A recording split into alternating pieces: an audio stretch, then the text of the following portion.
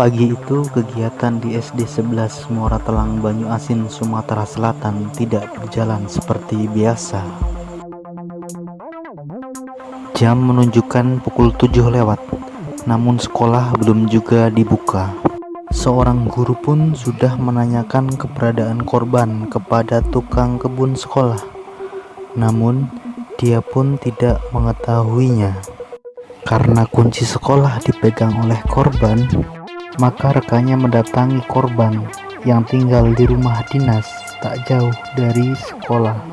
Pintu rumah sudah berkali-kali diketok, namun tidak ada jawaban, ungkap rekan korban. Saat itu kunci sekolah ditemukan di laci meja depan rumah korban, sehingga rekan guru kembali ke sekolah untuk mengajar. Jam sudah menunjukkan pukul 9, namun korban belum juga hadir untuk mengajar. Untuk itu, rekan korban kembali mengecek ke rumahnya. Kami sudah mengecek ke kamar dan dapur, namun tidak ada.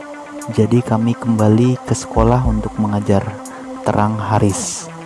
Sekitar pukul 10, rekan-rekan kembali mendatangi rumah korban. Mereka kembali mengecek kamar dan dapur, namun tidak ada. Saat itu yang membuat mereka penasaran adalah terdapat ember yang ditutup karpet dan diikat dengan tali rafia. Dan benar saja, setelah dibuka, korban sudah menjadi mayat dan terbungkus kain spray. Rekan guru yang menemukannya pun berteriak histeris. Kejadian ini langsung dilaporkan ke perangkat desa terdekat yang ditindaklanjuti laporan ke polisi. Hasil pemeriksaan menunjukkan bahwa korban diperkosa sebelum dibunuh. Selain ditemukan cairan yang diperkirakan sperma, posisi korban saat ditemukan juga tanpa busana dan posisi terikat.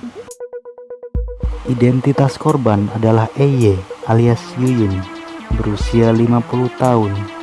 Dia berstatus guru PNS. Sudah lama menjanda sehingga tinggal sendirian di rumah dinas. Sementara itu, menurut pihak kepolisian, identitas tersangka sudah dikantongi.